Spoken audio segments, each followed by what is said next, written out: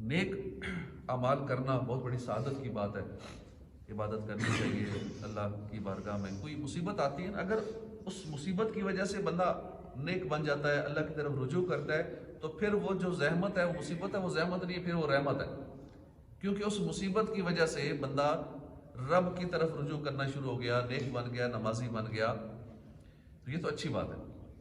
وہ مصیبت اس کے لیے رحمت ہے، اس کی زندگی بدلنے والی مصیبت ہے، اس نے توبہ کر لی گناہوں سے۔ لیکن اگر مصیبت کے بعد بھی وہ اس طرف نہیں آتا، آخرت کا ذہن اس کا نہیں بنتا، رب کی طرف رجوع نہیں کرتا، تو اب واقعی اس کے لیے وہ مصیبت ہی ہے، اس کے لیے وہ زحمت ہی ہے کہ نہ اس کی دنیا سیدھی ہو رہی ہے، نہ آخرت سیدھی ہوگی۔ تو ایک تو ہم نے عبادت کرنی ہے، اور پھر عبادت کرنی ہے اللہ کی رضا کے لیے۔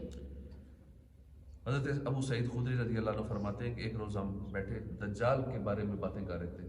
دجال کا فتنہ یہ آخری زمانے میں آئے گا، بڑا خطرناک فتنہ ہوگا، بہت سارے لوگ دجال کی باتوں میں آ جائیں گے، بڑے بڑے کرتب دکھائے گا، جب چاہے گا بارش برسا دے گا، جب چاہے گا وہ جنت اور جہنم ایسے اس کے ساتھ ساتھ ہوگی، سبزہ اگا دے گا، یکدم بنجر زمین ہوگی، سبزہ اگا دے گا۔ لوگ حیران ہوں گے، واقعی یہ تو چیز ہے، بڑا پہنچا ہوا ہے، اس کی باتوں میں آ جائیں گے، اسی کو ماننا شروع کر دیں گے، جیسا وہ کہے گا وہی مانیں گے۔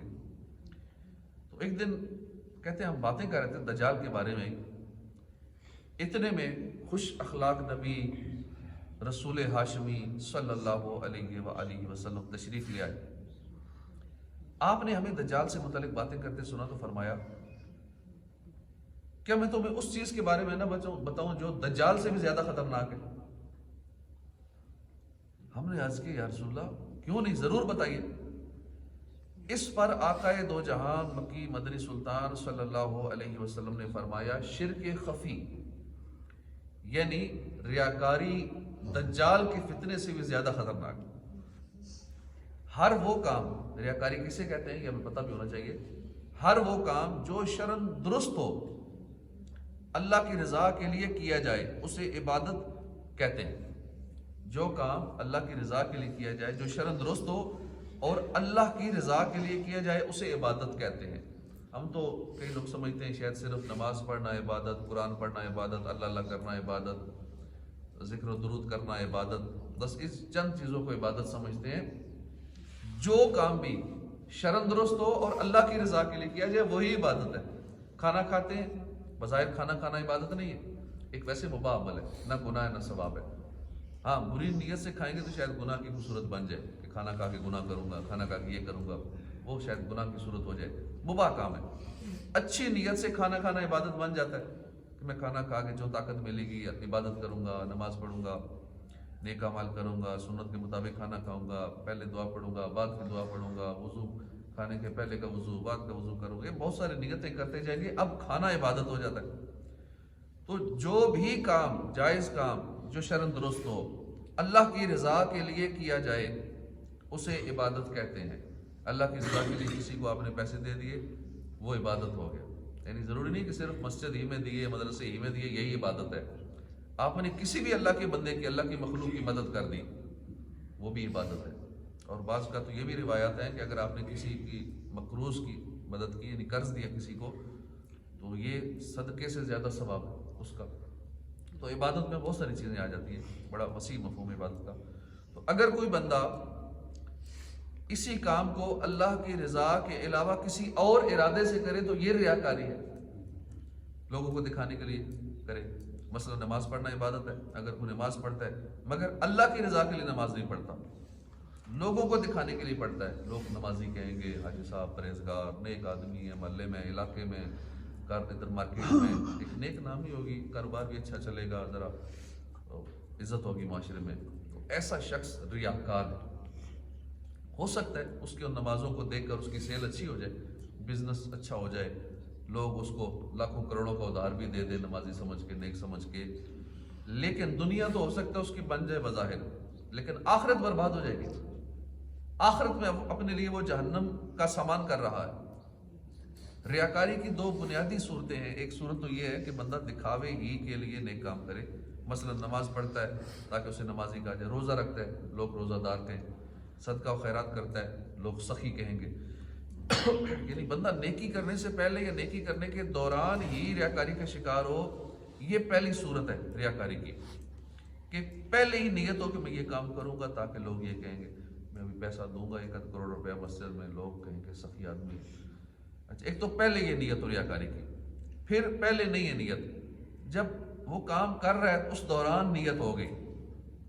اسی طرح ریاکاری کی ایک دوسری صورت بھی ہے، وہ یہ کہ بندہ نیکی کا کام دکھاوے کے لیے نہ کرے، اخلاص کے ساتھ کرے، خالص اللہ کے لیے کرے، لیکن نیکی کرنے کے بعد زندگی میں کسی وقت بھی کسی بھی دنیاوی مقصد کے لیے، مثلا اپنی واہ عزت مرتبے کے لیے اپنے اس اخلاص والے عمل کا اظہار کر دے، میں نے یہ کیا تھا۔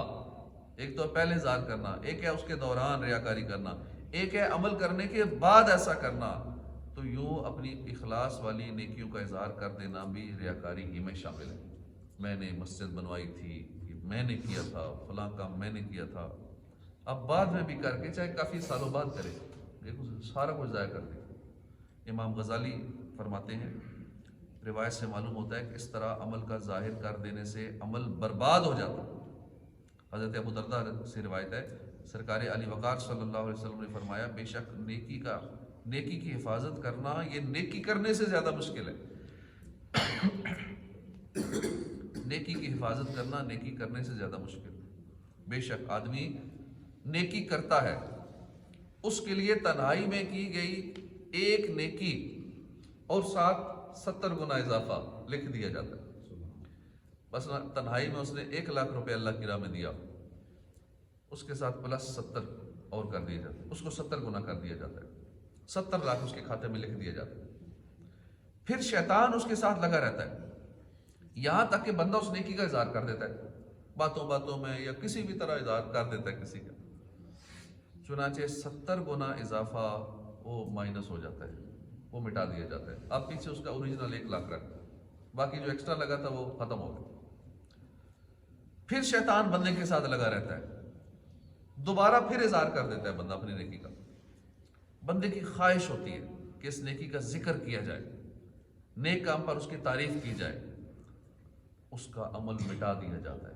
جو 1 لاکھ دیا تھا وہ بھی ختم ہو گیا، پہلے 70 لاکھ والا کھاتا وہ مائنس ہوا جو ایکسٹرا لگا تھا، اب اس کا جو اوریجنل رقم تھی وہ بھی ضائع ہو گئی، یا جو بھی نیک عبادت کی تھی، نیک عمل کیا تھا وہ بھی ختم ہو گیا۔ پس اس کا یہ عمل مٹا دیا جاتا ہے، اور پھر مٹانے کے بعد اس کی جگہ ریاکاری کا گناہ لکھ دیا جاتا ہے۔ بندے کو چاہیے کہ اللہ پاک سے ڈرے، اپنے دین کی حفاظت کرے، بے شک ریاکاری شرک۔ غور فرمائیے، خواہ مخواہ اپنی نیکیوں کا اظہار کر کے ریاکاری کا شکار ہو جانے والے کتنے نقصان میں، اور عموماً زیادہ یہ کام وہ کرتے ہیں ریاکاری کا جو عبادت کرتے ہی نہیں۔ عموماً یہ دیکھا گیا ہے، چلو عبادت کرنے والے تو کرتے ہی ہیں نا، آج کل تو یہ حال ہے، کرتے بھی کچھ نہیں ہے اور اظہار بھی کرتے ہیں، ہم نے یہ کیا تھا، فلاں کیا تھا، فلاں، خاص کر یہ جو الیکشن کے دن جب قریب آتے ہیں اس ٹائم آپ زیادہ دیکھیں گے، ہم نے یہ کیا تھا تو ہم یہ کریں گے، تو فلاں نے کیا کیا تھا، اس پارٹی نے یہ کیا تھا، یہاں تو غیبتوں کا سلسلہ بھی، اور ساتھ وہ اپنی خوبیاں، اگر نیک کام بھی کو کیے ہیں عوام کی ویلفیئر کے لیے، اس کا تو خوب اظہار کرنا ہی کرنا ہوتا ہے۔ بھائی کچھ بتائیں گے تو پھر کچھ ووٹ ملے گا نا، ہم نے سڑکیں بنائی تھی، یہ کام کیا تھا، فلاں کام کیا تھا، پانی کے لیے کوشش کی تھی، فلاں کے لیے کی تھی، سارے اظہار کرنے ہوتے ہیں کیونکہ ووٹ لینے، اب ووٹ بھی لینے، اب اس کس کی کیا نیت ہے سیٹ پہ آنے کی، اب وہ جانتا ہے، اور عوام بھی جانتی ہے لوگ کیوں آتے ہیں عہدوں پہ، کیوں الیکشن جیتتے ہیں، چاہے ملکی الیکشن ہو، چاہے سوسائٹی کا الیکشن ہو، چاہے کسی بھی سطح کا الیکشن ہو۔ اتنی بھاگ دوڑ کیوں ہوتی ہے؟ نمازوں کے لیے اتنی نہیں ہو رہی، اللہ کی عبادت کے لیے اتنا کمپٹیشن نہیں ہو رہا، حالانکہ مسلمان کا کمپٹیشن تو نیکیوں میں ہوتا ہے کہ فلاں 5 نمازیں پڑھتا ہے، میں تو ساتھ ایکسٹرا یہ بھی پڑھوں گا، تہجد اشراقی پڑھوں گا، فلاں یہ کرتا ہے تو میں اب اس سے بڑھ کے نفل ہی پڑھوں گا۔ یوں مقابلہ، مسلمان کا یہ مقابلہ ہوتا ہے۔ ہمارے ہاں الٹا مقابلہ چل رہا ہے، مسجد میں کبھی حاضری دینی نہیں سال میں بھی، اور باہر اپنے وہ نیک نامی کے، ایمانداری کے، اور دھاک بٹھائے سکے بٹھائے جا رہے ہوتے ہیں، اپنی تعریفوں کے پل باندھے جا رہے ہوتے ہیں، اور پھر عوام بھی کہتے ہیں نا، عوام العوام کلا نام، عوام بھی نا چوپایوں کی طرح ہوتی ہے، جو پیچھے لگا دے جدھر لگا دے، عوام سب کے ساتھ چل پڑتی ہے۔ ہر طرح کے لوگ ہوتے ہیں، جو جدھر لگائے عوام اسی طرح لگ جاتی ہے، کیونکہ ہر طرح کے لوگ ہوتے ہیں عوام کے اندر۔ اللہ پاک عقل سلیم عطا فرمائے۔ ایک نیکی کرنے کے لیے، نیکی کرنا کوئی آسان کام تھوڑی ہے۔ ایک نیکی کرنے کے لیے انسان بیک وقت دو دشمنوں سے جنگ کرتا ہے، ایک ہے نفس امارہ، دوسرا ہے شیطان۔ یہ دونوں انتہائی خطرناک دشمن ہیں، یہ ہر وقت نیکیوں سے روکتے رہتے ہیں۔ انسان ان دونوں کی مخالفت کر کے نیکی کرتا ہے، پھر نیکی کرنے کے لیے محنت ہوتی ہے، وقت لگتا ہے، پیسہ بھی خرچ ہوتا ہے۔